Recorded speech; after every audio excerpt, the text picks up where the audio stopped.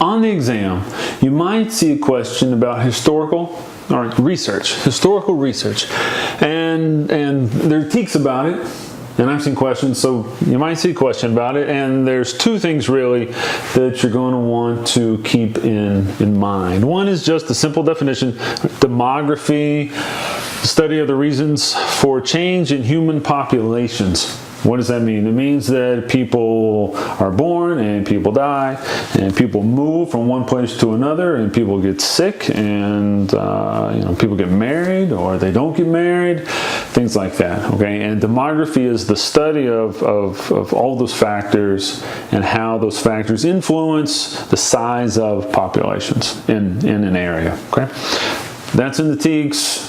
And you might get asked about it. So it's good to know that definition. The other thing that you might get asked about are sources, okay? Historical sources, all right? Primary sources, secondary, tertiary sources, what those are, how they are used, all right? Think of doing historical research as searching for a story, right? Now, there's a lot of stories that you know. We've covered a lot of these stories in this course, in this review course. Stories about the Alamo or the Republic of Texas or the American Revolution or the Industrial Revolution, things like that. Well, those stories had to be created, right?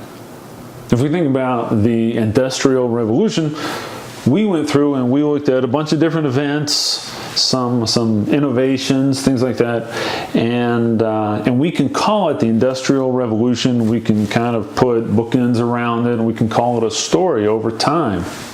Well, at the time, that was not a story. That was just life. It was just people living, people doing things, making decisions. It's later on, historians look at events and they have to find a story to tell, okay?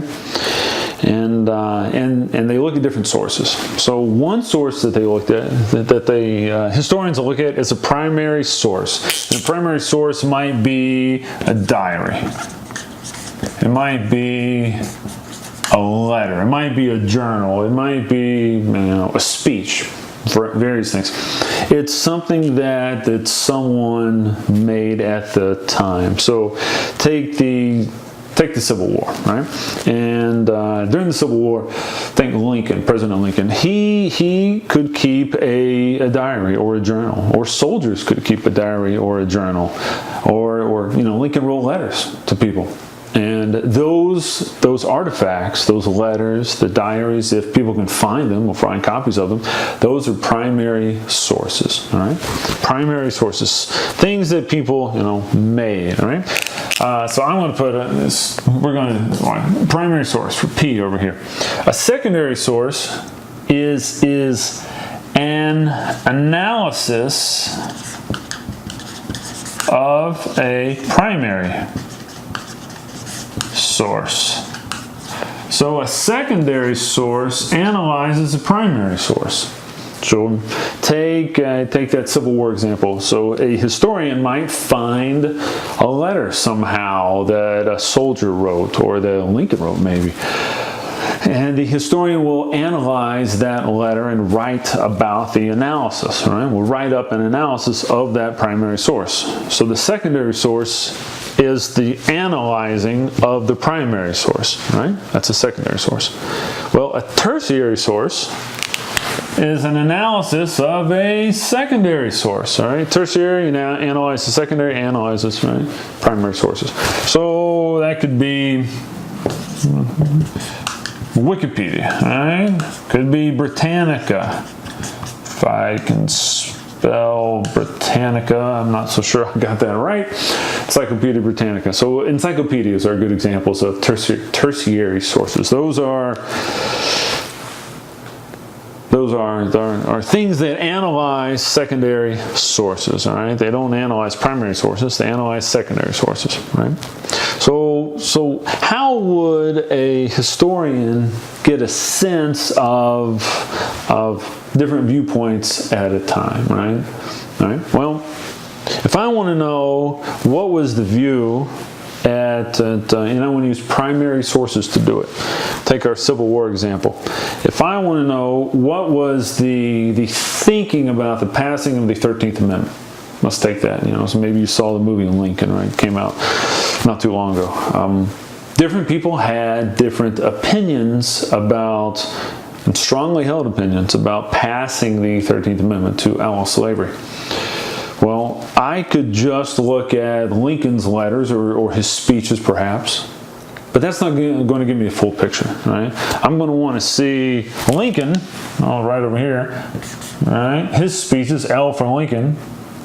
But what about other people? And we're not going to, let's just say this is kind of the body of thought over here. Somebody over here, somebody over here. I want to read newspaper accounts.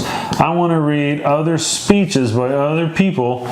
X's are just supposed to represent people, okay? So we don't have to get into names, right? If I want to know what was the thinking at the time, how did thinking change, what were the conflicts, I want to read a lot of different primary sources, a lot of different journal articles, not journal articles, but newspaper editorials or letters or diary entries, things like that, that people at the time wrote a lot of different primary sources and about this event, the passing of the 13th Amendment, not just Lincoln, but a whole bunch of other people too, okay? So Lincoln could just be an X, I guess. He could just be one of many people in this example, and that's going to show different points of view, right? That may well be a question on your exam. Okay, so historical research, it's really pretty simple. There's not a lot to this, but do keep this in mind. The definition, demography, because it's in the TEAGS, so keep that in mind. And what a primary source is, secondary, and a tertiary source is, how they analyze, right? Secondary analyzes primary, tertiary analyzes secondary, and then how would I get the feel, how would I kind of know all the different points of view about any event. I use the 13th Amendment, but it could be any event in history.